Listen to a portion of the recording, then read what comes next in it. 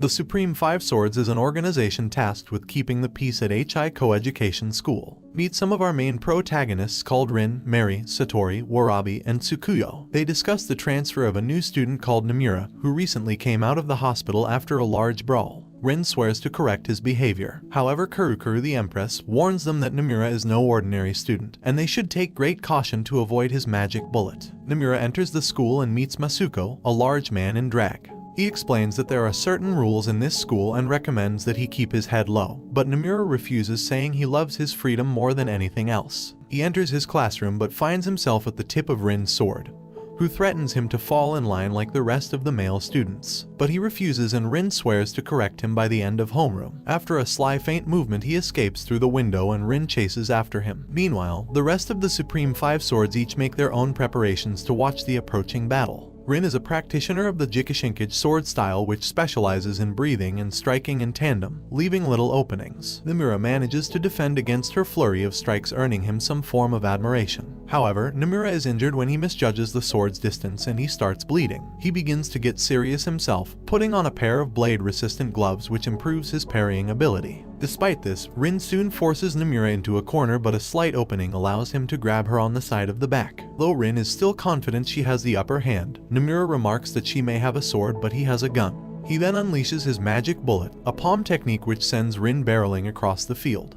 He then explains his technique to her, breaking off a piece of her mask in the process. One of her friends called Nano hits him on the head, causing him to accidentally kiss Rin, who in turn becomes livid. Choka, who is a disciple of Mary, promises to take revenge on Nomura for humiliating Rin, who is now bedridden due to a fever. Nomura learns from Masuko that to leave the school, he must receive a permission slip from Rin and have it stamped by the other members of the Supreme Swords, a daunting task. With the help of a smuggler from the dorm, he acquires a box of cakes which he brings with him to class. Once there, he asks Kurosaki and Yui regarding Rin's whereabouts and they inform him that she is in her dorm. So with Masuko's directions, he goes and visits Rin. Rin takes her temperature and stresses out over yesterday's events. She is especially irritated that Nomura broke away from the kiss first despite it being her first. She senses someone's presence and readies her sword, but Nomura appears behind her. He gifts her a box of cakes and flatters her by calling her cute, saying that he was lucky to kiss her. He asks her for a permission slip and she obliges. He thanks her and jokes that he should repay her in kisses, which causes her fever to spike and she collapses. As he catches her, he accidentally rips her pajamas just as Nano enters the room, causing a huge misunderstanding.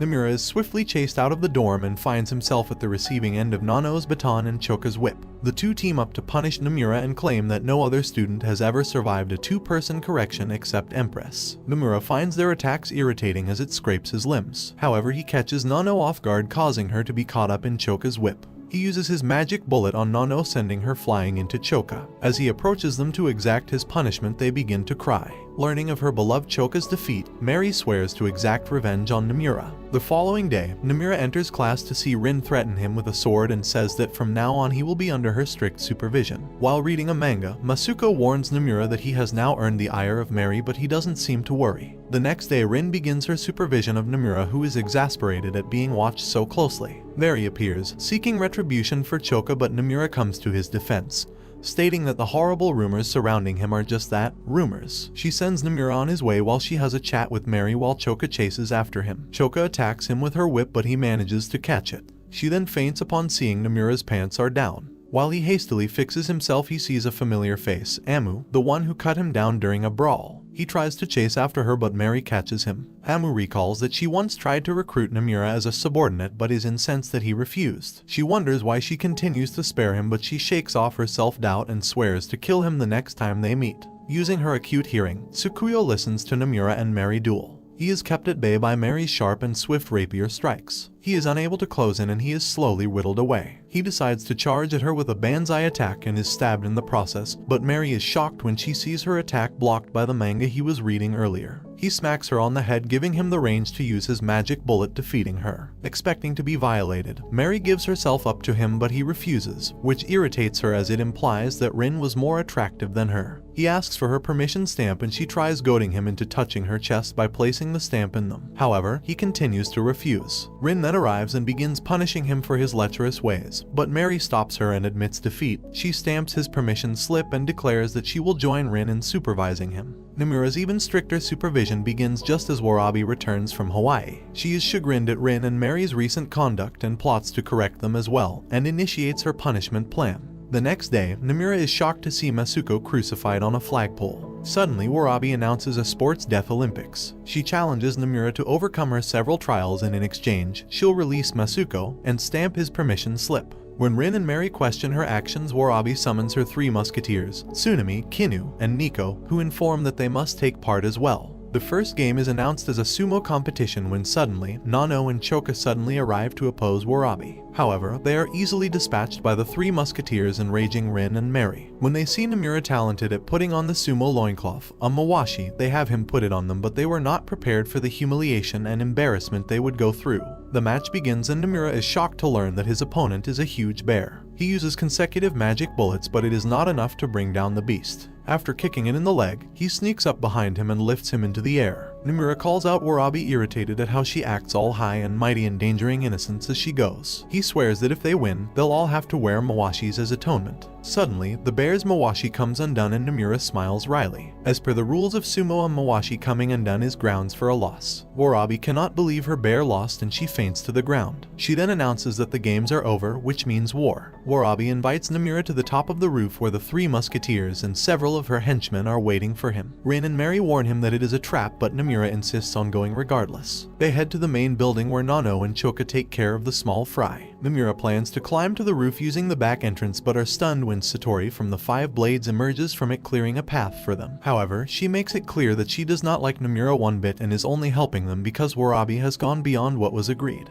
The 3 climb to the top of the roof and confront Warabi, where Nomura reaffirms that she will wear a mawashi when she loses. Mary protects their flank from the encroaching 3 musketeers. Nomura faces Warabi's boxing bear and Rin faces Warabi herself. Although the 3 of them put up a good fight at first, they are soon driven into corners. Nomura has difficulty coping with the bear's brutish strength, Mary is attacked by scattered rivets, and Rin is losing in swordsmanship. Driven into a corner, Rin begins to waver, however Nomura encourages them to just focus on the opponent in front of them. But Warabi only laughs. Nomura's magic bullets have built up sufficient damage into the bear, and when it drops its guard, he punches it squarely in the face, knocking it out. Likewise, Mary engages the musketeers in close quarters, taking them all out in one fell swoop. Warabi is stunned that her allies have lost. She and Rin go for a duel exchange, but at the last second, Warabi shies away from Rin, causing her own to miss, and she is defeated. The group celebrates their victory, but when Nomura suggests they finally tie Warabi up in a mawashi, Rin and Mary do not wish for her to undergo that same embarrassment, and they attack him instead. After fussing over their appearance, Rin and Mary head out to meet Nomura, but are irritated when he is suddenly popular with the girls. After eating lunch with him, they are further incensed when he does not notice their efforts to be more appealing to him. Over dinner, the 2 girls try to plan how to rein him in, which is enough to send chills up his spine. That night, someone enters his room. The next day, they are surprised when Nomura notices their fashion changes after all, flustering them both. During their routine inspection, they are angered when they find an image of Satori and Nomura in the nude. They start chasing him across the school grounds, while Nomura scrambles to comprehend what is happening. He collides into Warabi and her bear, and they allow him to hide. When she learns of his predicament, she is amused and asks him what his plan is. Nomura decides to find evidence that the picture was not consensual. Nomura intentionally gets caught allowing himself to be brutally interrogated by Rin and Mary. However, they stop when they see a horrific scar on his back. Warabi enters his cell and helps him up, revealing that she agreed to cooperate with his plan. The 2 sneak into Satori's dorm room to find the unaltered photo, but Warabi remarks that it could have been given to someone else, like the 3 masked girls under Satori's employ. They decide to investigate the showers next, narrowly avoiding traps and being caught by the dorm residents, who are distracted by the sight of a bear cub. They search the showers and find that Satori's sword is missing.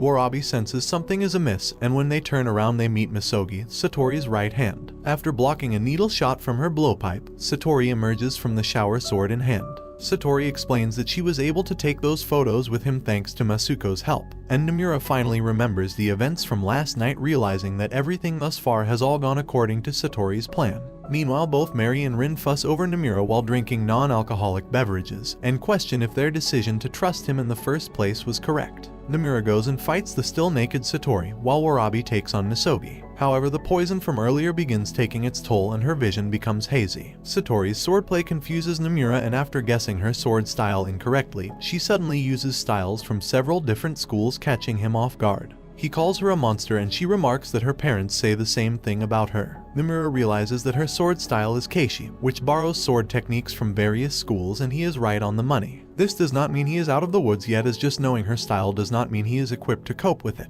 Warabi is similarly having difficulty fighting due to the poison in her veins, and all seems lost. Nomura lures Satori back into the shower room where he suddenly strips naked. His gambit works. Satori is too distracted by his nakedness that her swordplay becomes sloppy, allowing Nomura to gain the upper hand. Likewise, Warabi gets the better of Misogi by performing a judo throw. When she walks over to unmask her, she is shocked. Satori threatens to destroy the clean photo evidence, but he slaps her instead, reasoning that if he is to be expelled then he should do so on his own terms. When she asks him why he is so mad, he explains that it was because she made Rin cry, an answer that stuns her. He remarks that Satori is no monster at all and commends her final attack on him, leaving her shy and bashful. Nomura awakens in the infirmary with Satori watching over him. Hours earlier, Satori hides him underwater as Tsukuyo arrives alongside the dorm mother to investigate the commotion. Although Tsukuyo can sense another person in the bath, Satori denies it. After Nomura emerges from the bath, he collapses from a combination of his battle with Satori. Rin is guilty that she didn't listen to Nomura's explanation, and she heads over towards the interrogation room. However, she runs into Mary, who had the same idea, but neither will admit their true intentions. They have tea together and have a contest to outlast the other, but Satori enters the room and informs them that Nomura is in the infirmary. Rin arrives and apologizes to Nomura and asks for a punishment. He asks her to close her eyes. Expecting a kiss, he instead removes her mask and asks her why she wears one. She explains that when she was young, her mother told her that she was ugly and instructing her to always wear a mask. She thanks him for the time he complimented her. He explains that he was an orphan and that his master was the closest thing he ever had to a father. Suddenly, Mary enters the room and strips down to her underwear to apologize for her actions. Nomura returns to his dorm, forgiving Masuko for drugging his dinner, as he knows he did it to protect the men's dorm. Masuko says that he cleaned his pillow, and Nomura checks underneath it to find his permission stamp card. Nomura remarks that the school is full of good people. Masuko went out of his way to get Satori's stamp for him. A maid discovers that the Empress is missing from her quarters, and Tsukuyo informs the headmistress, who promptly cancels all classes for the day. Meanwhile, some of the male students at the dorm are complaining of a ghost in the showers, which does not interest Nomura in the slightest. He is called out by Rin and he notes that Mary is missing. Rin explains that she tied up in the girls' dorm as several things have gone missing, including Warabi's bear cub. The two run into Mary, who asks for her help in finding Choka's wig. Satori is approached by a girl who calls her Satori, and she mysteriously replies with "That's right, I'm Satori now." After clearing up a misunderstanding between Mary and Warabi, Nomura realizes where both the bear cub and wig are. He returns to the men's showers and finds the bear wearing the wig. They return the badly damaged wig to Choka, who is revealed to have extremely short hair in comparison. Rin and Nomura then learn that classes have been cancelled on account of the disappearance of Amu, the Empress. On a rooftop, it is revealed that Satori is actually Misogi, and vice versa. For some unknown reason, the two have switched places. Amu appears behind them, calling her a pitiful soul. Satori tries to leave but secretly tries to attack Amu instead, but to Misogi's horror, her sister is stabbed by Amu's signature blade-like fingers. Misogi tries distracting her with a blow dart, but it is easily parried. Satori and Misogi are mortally wounded. Amu tries to finish off Misogi, but Satori protects her sister with her body. In a flashback, the two swapped identities after being tired of Misogi stealing her spotlight. Warabi finally arrives on the roof, but she is too late. She tries attacking Amu alongside her bear, shocked when Amu emerges unscathed. Meanwhile, Nomura approaches Tsukuyo to ask for the final stamp, but Tsukuyo suddenly lashes out at him. It is revealed that Tsukuyo's slash was merely an image in his mind, but she remarks that he really did die. She explains that the headmistress placed her in charge of him and was allowed 2 transgressions, but he has since exhausted those chances and she has run out of patience. Nomura learns 2 things about Tsukuyo. She is blind, but makes up for it with her hearing, and they are both disciples of the same sword style. Meanwhile, Warabi and her bear are gravely injured. Despite the intervention of Warabi's musketeers, they are still no match for Amu. Tsukuyo remarks that Nomura has made fast friends with the rest of the 5 blades, but before she can finish, she hears him leave. Tsukuyo is indignant at him leaving, revealing that she just wanted friends all along. Warabi begs Amu to spare her friends, but she ignores her cries for mercy, slicing apart her eyes, blinding her, as her friends look on in horror. Namura finally arrives at the roof, but he is too late. Amu has left, and in her wake, absolute annihilation. The headmistress appears behind him and says to leave first aid to her, while she instructs him to deal with the bloodbath that is about to occur below. Mary and Rin attempt a simultaneous attack against Amu, but they are effortlessly kicked away. Amu says that through strenuous training her whole body is a lethal blade, a form of karate called Takemikazuchi, the sword god. Tsukuyo intervenes and is galvanized after Nano confirms that she is her friend. Tsukuyo's sword style manages to damage Amu, to everyone's surprise, but they note that Tsukuyo also took damage. Amu remarks that her blade is a child's toy and crushes the broken tip with her bare hands. As Amu goes in for the killing blow, Namura finally appears, pushing her out of harm's way. Years prior, Amu and Namura were originally good friends. However, after an incident involving Amu injuring a fellow student, they became enemies. In the present, Namura tries to attack Amu, and although he is wounded, a manga in his pocket protects him. Tsukuyo interrupts him and asks if they are friends, to which he replies, asking someone to be your friend isn't right. You naturally become friends together without even noticing it. Namura doubts if his magic bullet will have any effect on Amu's steel body, but the 5 swords encourage him that it will, and that his victory over each of them is proof of that fact. Startlingly, Namura takes on a sword stance, which Tsukuyo notes is the fastest stance available to him. Namura attacks, but it is parried by Amu's roundhouse block and he is soon forced back. He bumps into Tsukuyo, and he initially thinks he is about to be attacked by her, but instead she scolds him for his half-hearted attacks. She whispers something into his ear, reminding him that Amu has already shown an opening, and his resolve is renewed. He reminisces about his experiences at his school, and having learned from everything he's been through, he prepares for the final clash. Until now, Amu still wishes to be with Namura, whom she views as someone who had brought color into her life. She wonders if it is not too late to still be friends with him, but she laments that the time for that has passed. If she can't have him, then she must kill him.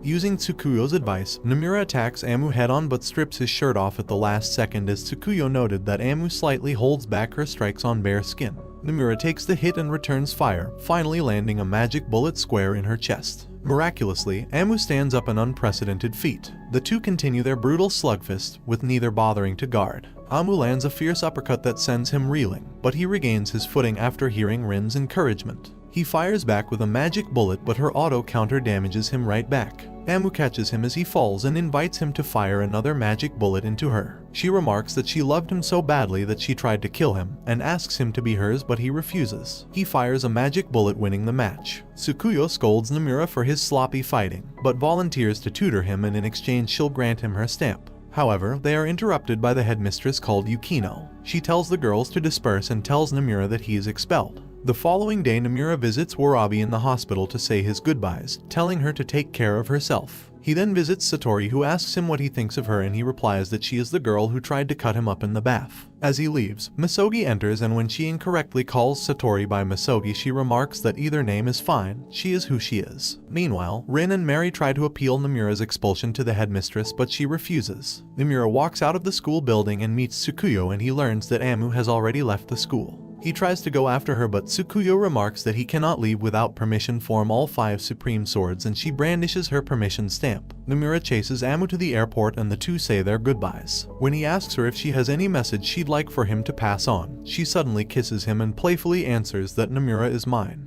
He returns to the academy, where he sees Rin and Mary. They explain to him that his expulsion was rolled back by the headmistress, who instructed them to keep a closer eye on him. Rin draws her sword and asks Namura the same question when they first met: does he want to coexist with them, or leave the school, to which he replies with the same answer: no way. Namura approaches HI Academy with all his friends gathered to welcome him back. As he steps through the gates, he exclaims, "I'm back." And this brings the anime to an end. Don't forget to like and subscribe if you enjoyed, and turn on the notification bell so you never miss out on another video. Until next time, take care.